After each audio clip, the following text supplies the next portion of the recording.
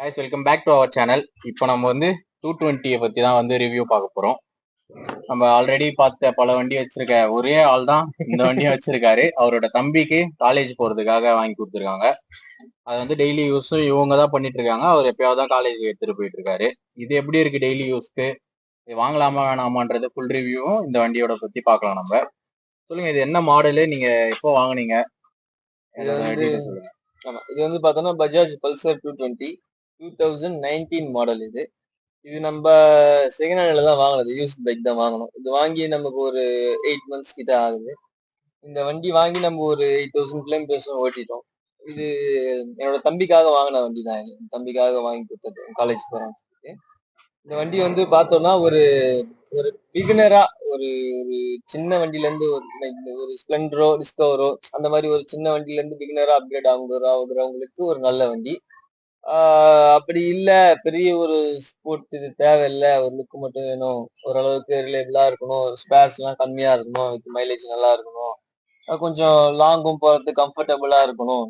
ஐ மீன் சில வண்டி எல்லாம் பார்த்தோம்னா R15 எல்லாம் பார்த்தோம்னா இதெல்லாம் ஒரே செக்மெண்ட் தான். ஸோ R15 எல்லாம் பார்த்தோம்னா நம்ம வந்து ரொம்ப குனிஞ்சி ஓட்டுற மாதிரி இருக்கும்.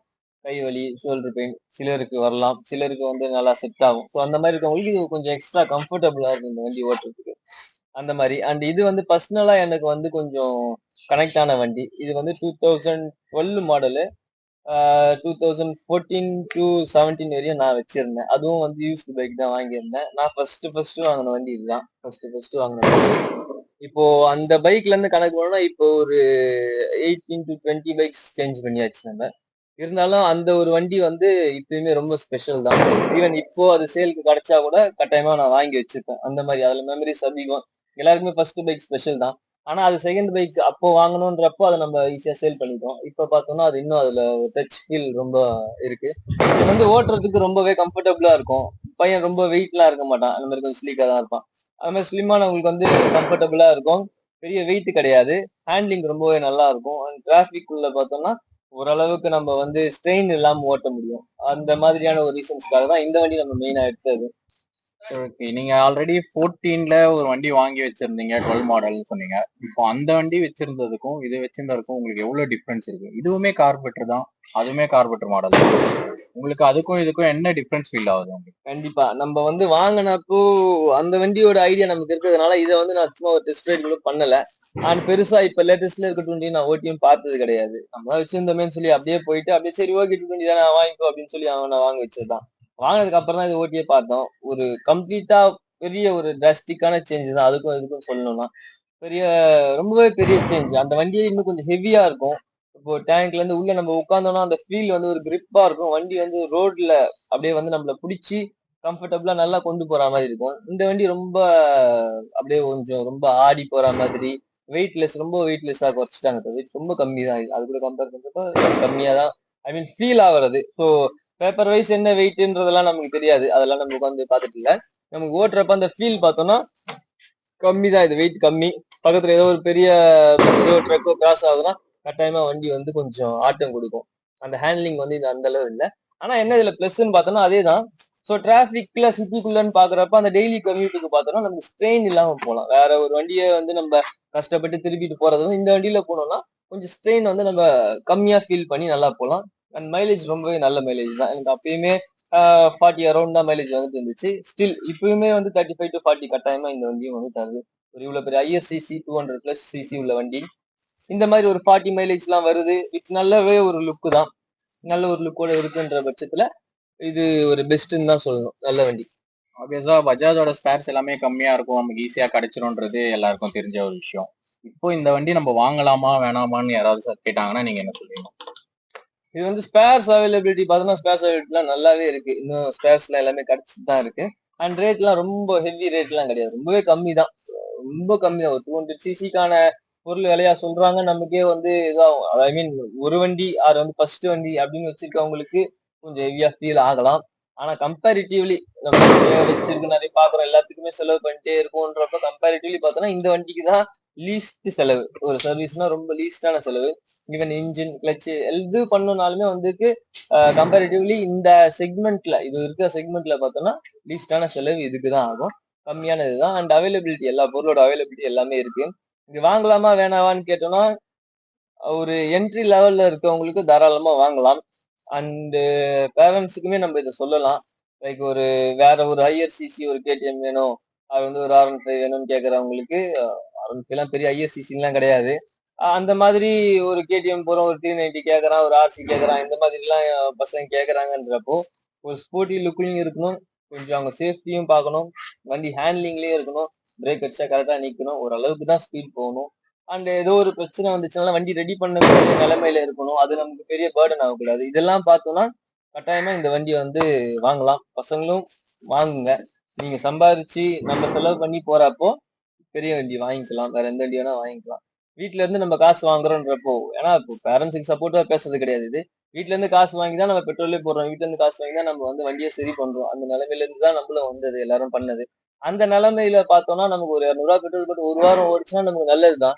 அண்ட் ஏதோ ஒரு ஃபால்ட் ஆயிடுச்சு, நம்ம போயிட்டு வீட்டுல திட்டு வாங்கி அதுதான் வண்டி வேணாம்னு சொன்னா இதெல்லாம் நம்ம எல்லாத்து பேச்சு நம்ம கேட்கணும். அதுக்கு ஒரு 500 நம்மளே சேவிங்ஸ்ல வச்சிருந்தோம்னா அதை பத்தி ரெடி பண்ணிக்க முடியும், நல்லதுதான்.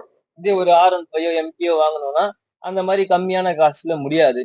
அதெல்லாம் வந்து இதை விட காஸ்ட், வாங்குற காஸ்ட், வண்டியோட காஸ்ட் ரேட்டுமே ரொம்ப அதிகம். அண்ட் ஸ்பேர்ஸோட காஸ்ட் அதிகம். அண்ட் வந்து வண்டி வாங்கினதுக்கு அப்புறம் மெயின்டெனன்ஸும் ரொம்பவே அதிகம் தான். அது மாதிரி எல்லாம் கம்பேர் பண்றப்ப இதுல மேஜரா காமனான ப்ராப்ளம் இது வந்துட்டே இருக்கும் அப்படின்ற மாதிரி பெருசா இல்ல. இதுல சொல்லக்கூடிய காமனான ப்ராப்ளம்னா ஆயில் லீக்கேஜ். கொஞ்சம் ஒரு சில இடம் ஆயில் லீக்கேஜ் வந்து ஆப்வியஸா பஜாஜ்ல என்எஸ்க்கு அப்புறம் 220ல ஆயில் லீக் நிறைய பார்க்கலாம். கண்டிப்பா வந்து இருக்கும். அண்ட் அனதர் ஒரு பிரச்சனைன்னு பார்த்தோம்னா இப்ப என்எஸ்ஆர்எஸ்ல இல்லாததை விட இது வந்து ஸ்டார்டிங்ல இருந்து, அதாவது இந்த பல்சர் செக்மெண்ட்ல என்எஸ்ஆர்எஸ் தவிர இருக்க எல்லா பல்சர் செக்மெண்ட்லயும் அந்த இன்ஜின்ல வந்து ஒரு ஒரு சலசலன்ற ஒரு சவுண்ட் இருக்கும், ரொம்ப ஒரு கிளியரன்ஸ் இருக்காது. என்னதான் வண்டி நம்ம நல்லா மெயின்டைன் பண்ணாலும் ஒரு சலசல அந்த ஸ்லாப்பிங் நாய்ஸ் வந்துட்டே தான் இருக்கும். அதை நம்ம அக்யூரேசியா ரெடி பண்றது ரொம்ப கஷ்டம். அது ரெடி பண்ணாலும் திரும்பி வரும், அது அதோட பேட்டர்னே அப்படிதான், அந்த மாதிரி தான். ஸோ இதெல்லாம் பெரிய கம்ப்ளைண்டாலாம் நம்ம சொல்ல முடியாது. இதுதான் அந்த பேட்டர்ன், இந்த மாதிரி தான் அந்த ரிஃபைன்மெண்ட். ஒரு யமகாவோட ரிஃபைன்மெண்ட் இதுல எதிர்பார்க்கறோம்னா அவ்வளவு எல்லாம் சொல்ல முடியாது. ஆனா எந்த வண்டியா இருந்தாலும், யமகா இருந்தாலும் சரி, பஜாஜா இருந்தாலும் சரி, பல்சரும் சரி, R15 சரி, நம்மளோட மெயின்டெனன்ஸும் இருக்கு. ப்ராப்பரா ஆயில் செக் பண்ணி, ஆயில் மாத்தி, பிளக் மாத்தி, இந்த கிளியரன்ஸ் எல்லாமே நான் கரெக்டா பண்ணிட்டு வரோன்றப்ப கண்டிப்பா ஒரு நல்லாவே தான்.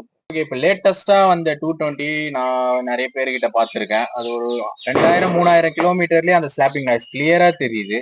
அதை வச்சு அப்படியே ஓட்டலாமா, இல்ல அது அது வந்து அதேதான் ப்ராப்ளம்னு நினைச்சிட்டு நம்ம அப்படியே ஓட்டணுமா, என்ன அது? எனக்கு அந்த இஷ்யூ வந்து கொஞ்சம் கிளியரா சொன்னீங்கன்னா கொஞ்சம் நல்லா இருக்கும். ஆமா, இப்ப பார்த்தோம்னா என்னோட மாடல்ல வந்துட்டு நான் சேல் பண்றப்ப வண்டி ஓடி இருந்த கிலோமீட்டர்ஸ் பார்த்தோம்னா 55,000 ஓடி இருந்தது.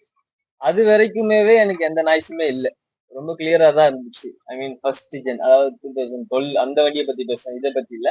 அந்த வண்டி அது அந்த 55 ஓடியுமே எனக்கு வந்து அவ்வளவு பெரிய நாய்ஸ் எல்லாம் இல்லவே இல்லை, அவ்வளவுலாம் இது கூட கம்பேர் பண்ற அளவுக்கு இல்லை. இந்த வண்டி பார்த்தோம்னா 35,000 தான் ஓடி இருக்கு. இதுலயே கட்டாயமா நாய்ஸ் இருக்கு. நம்ம கிளியரா தான் மெயின்டைன் பண்றோம், கிளியரா ஆயில் மாத்திரம், எல்லாமே எல்லா வண்டியும் நம்ம எப்படி ஜென்ரல் சர்வீஸ் மெயின்டைன் பண்றோமோ அதே மாதிரி சர்வீஸ் ஹிஸ்டரி கரெக்டா தான் மெயின்டைன் பண்ணிட்டு வரோம். ஸ்டில் இதுலயுமே வந்து நாய்ஸ் வந்து நமக்கு வருது. அண்ட் இதுக்கும் அடுத்த வந்த மாடல் அதை பத்தி பேசணும்னா இன்னுமுமே வந்து கொஞ்சம் எக்ஸஸா தான் நமக்கு அந்த இருந்துட்டு தான் இருக்கு. பஜாஜ் சைட்ல இருந்து அவங்க கிளியர் பண்ண பாக்குறாங்க, ஆனா அந்த பேட்டர்னே அப்படிதான்ற மாதிரி பிக்ஸ் ஆயிட்டு அது ரெடி ஆகாம இருக்கு. ஓகே, இந்த வண்டி ரீசெண்டா நம்ம பசங்களும் வாங்கியிருந்தாங்க. அதே சவுண்டு வந்து 2000 கிலோமீட்டர்ஸ்லயே ஸ்லாப்பிங் நாய்ஸ் இருக்குன்ட்டு நம்ம ஷோரூம்ல எடுத்துட்டு போய் கொடுத்துருந்தோம். கொடுத்ததுக்கு அவங்க என்ன சொல்றாங்கன்னா, வேற வண்டி இது பாருங்க 500 கிலோமீட்டர்ஸ் தான் ஓடி இருக்கு, இது வந்து நேச்சுரலா இந்த இன்ஜினோட சவுண்டு, இதனால உங்களுக்கு எந்த ப்ராப்ளமே வரப்போறது இல்ல, நீங்க வந்து இதை வச்சு லாங்கும் போலாம், எந்த ப்ராப்ளமும் கிடையாது, நீங்க நார்மல் யூஸ் டெய்லி யூஸ் பண்ணலாம் அப்படின்றத சொல்றாங்க. இது எந்த அளவுக்கு உண்மைன்னு எனக்கு தெரியல. அவங்க வந்து சும்மா மழுப்புறதுக்காக சொல்றாங்களா, இல்ல இதுதான் வந்து ரியாலிட்டி, இந்த இன்ஜினோட கெப்பாசிட்டியே அவ்வளவுதான், இந்த மாதிரி ஸ்லாப்பிங் நாய்ஸ் இருந்துட்டே தான் இருக்குமான்றது எனக்கு தெரியல. அது கண்டிப்பா எப்படி இருக்கும் அப்படின்றது. கண்டிப்பா இது வந்து நம்ம பார்த்தோம்னா இது நமக்கு இதேதான் வந்துட்டு இதே பிரச்சனை தான். நம்ம வெளியே மெக்கானிக்கிட்டே நம்ம வந்து ரெடி பண்ணி கொடுத்தாச்சு, அவங்களும் சேம் தான் சொல்றாங்க. ஷோரூம்லயும் ரெடி பண்ணி கொடுத்தாச்சு. ஷோரூம்ல மெக்கானிக்காவது ஏதோ தேடி கீழி பார்த்து டைமிங் போர் வீக் ஆயிடுச்சுன்னா வந்துடும். அதாவது இதுல மேக்சிமம், அதாவது வெளியே இருக்க டெக்னீஷியன் வச்சு சொல்றதை வச்சு நம்ம சொல்லணும்னா நமக்கு பெரிய டெக்னிக்கலா நாலேஜ் கிடையாது. ஆனா கொஞ்சம் நம்பிக்கையான ஆட்கள் நமக்கு இருக்காங்க. அவங்க அந்த டெக்னீஷியன் சொல்றது என்னன்னா, சீக்கிரமா வந்து இதுல போர் தேய்மானம் ஆயிரும். ஸோ அந்த போர் தேய்மானத்தினாலதான் அதோட இம்பாக்ட் டைமிங்ல இருந்து டைமிங் செயின், டைமிங் பேடு, இந்த டேப்லெட், இந்த அதர் பிரச்சனை எல்லாம் வந்து இதெல்லாம் தான் வந்து நமக்கு நாய்ஸா வெளிவருது. மீதி இதுல போர் தேய்மானம் ஆச்சுன்னா ஜஸ்ட் வரும், நமக்கு ஆயில்ல வந்து லெவல் குறைஞ்சிடும், மைலேஜ் குறையும், இதோட முடியும். அண்ட் அந்த போர் தேய்மானன்றது ஒரு ஒரு கிலோமீட்டர்ஸ் எடுக்கும், ஒரு 50,000 கிராஸ் ஆனாதானே இருக்கும். இதுல வந்து அந்த மாதிரி இல்லாம கொஞ்சம் ஏர்லியராகவே அந்த போரோட ப்ராடக்ட் வந்து கொஞ்சம் குவாலிட்டி கம்மியா இருக்கு. குவாலிட்டி கம்மியா இருக்குன்னா அந்த காஸ்ட் வைஸ் அந்த பட்ஜெட்டுக்கான எவ்வளவு தர முடியுமோ அதுல பெஸ்டா தான் பண்ணிட்டு இருக்காங்க இப்பயும். அந்த மாதிரி இருக்குன்றதுனால வந்து இந்த சத்தம் வருது. ஆனா அதுலயுமே பெஸ்ட் என்னன்னா, வேற ஒரு வண்டியில போர் தேய்மானம் வந்துருச்சுன்னா அதுக்கப்புறம் மேக்ஸிமம் அது 2000 3000 கிலோமீட்டர்ஸ் தான் ஓடும். ஆனா இதுல போர் தேய்மானம்னு சொல்லி வர அந்த சத்தம் பார்த்தோம்னா அதை வச்சுக்கிட்டே நம்ம அடுத்து 50,000 ஆயில் மட்டும் கரெக்டா மாத்தி பிளக் கரெக்டா மாத்தி ஓட்டணும்னா தாராளமா ஓட்டலாம். அண்ட் லாங்கும் கொண்டு போகலாம். இதே இதுலதான் போகுது வருது. ஆனா நமக்கு மனசுக்குள்ள நின்றுமோ ஏதோ ஒன்று ஆயிருமோ அப்படின்ற பயம் இருந்துட்டே தான் இருக்கு. ஆயில் லெவல் அப்பப்ப செக் பண்ணணும். கண்டிப்பா இந்த ஸ்லாப்பிங் நாய்ஸ் வந்துருச்சுனாலே நம்ம ஆயில் லெவல் செக் பண்ணணும். வண்டி ஸ்மோக் தள்ளுதான்றது பார்க்கணும். ஆயில் லெவல் செக் பண்ணணும். பிளக் வந்து கட்டாயமா ஒரு ஒரு சைக்கிள் நம்மளே மெயின்டைன் பண்ணி 3 மந்த்ஸ் 4 மந்த்ஸ் வந்து மாத்துற மாதிரி தான் இருக்கும். அண்ட் ஒரு அடிஷனலான ஒரு பிளக்கும் வந்து நம்ம கூடயே வச்சுக்கணும். இதெல்லாம் வச்சுக்கிட்டு இருக்கோன்ற பட்சத்துல நம்ம லாங் ரைட்ஸ் கண்டிப்பா பண்ணலாம், பிரச்சனை இல்லை. ஓகே, இப்போ உங்களோட கருத்து என்ன? இந்த வண்டி வாங்கலாமா வேணாமா? இப்ப நியூ 2025ல வர பஜாஜ் பல்சர் 220 வாங்கலாமா? பல்சர் 220 வாங்கலாமானா இது வந்து ஒரு எப்படி கணக்கு பண்ணாலும் ஒரு 15+ இயர்ஸா வந்து வண்டி ஓடிக்கிட்டு இருக்கு. பல்சர் 220 15+ இயர்ஸா ஓடுது. இது பார்த்தோம்னா எக்ஸாக்டான இயர் தெரியல. அப்பெல்லாம் நான் வந்து இன்னும் ஸ்கூல்ல இருந்து குழந்தை. அப்பல இருந்தவே பல்சர்னா தான் ரேஸ் வண்டி, இதுதான் பெரிய வண்டி அப்படின்னு பார்த்து அந்த ஒரு கிரேஸ் நம்ம 90s கிட்ஸ் எல்லாருக்குமே தெரியும். எல்லாருக்குமே ஒரு ஒரு பெரிய கிரேஸ் தான். இந்த 2K கிட்ஸ் எப்படி ஆர்சி கேடிஎம் அப்படின்ற கிரேஸ்ல இருக்காங்க, நமக்கு எல்லாருமே பல்சர் தான் கிரேஸ். இருக்கிறதுலே பெரிய வண்டினா 220 தான், அந்த மாதிரி இருந்துச்சு. சொல்லிடலாம். இன்னும் இருக்கு. இப்போ லேட்டஸ்டா ஒரு 2 R15 MT அந்த மாதிரி 2K கிட்ஸ் தான் இறங்குறாங்க. RC KTM கூட இப்ப ஓரம் போயிடுச்சு அப்படின்ற மாதிரிதான் சொல்றாங்க. எல்லாம் R15 MT வாங்குறாங்க. இப்போ அதை பத்தி ஒரு தனியா ஒரு ரிவ்யூ கொடுக்கலாம். நம்ம கிட்டே வந்து ஒரு R15 இருக்கு. கண்டிப்பா அதை பத்தி நம்ம கண்டிப்பா பேசலாம். அதோட அந்த வண்டி என்ன ஆச்சு, என்ன நிலைமையில இருந்தது அப்படின்றதெல்லாம் நமக்கு தெரியும். நம்ம அதை வந்து கிளியரா கண்டிப்பா சொல்லலாம். ஓகே, நம்ம அடுத்தடுத்த சீரீஸ்ல அடுத்தடுத்த வண்டியை பத்தி பார்க்கலாம். இதோட எந்த பண்ணிக்கலாம். ஓகே, பாய். தேங்க்யூ.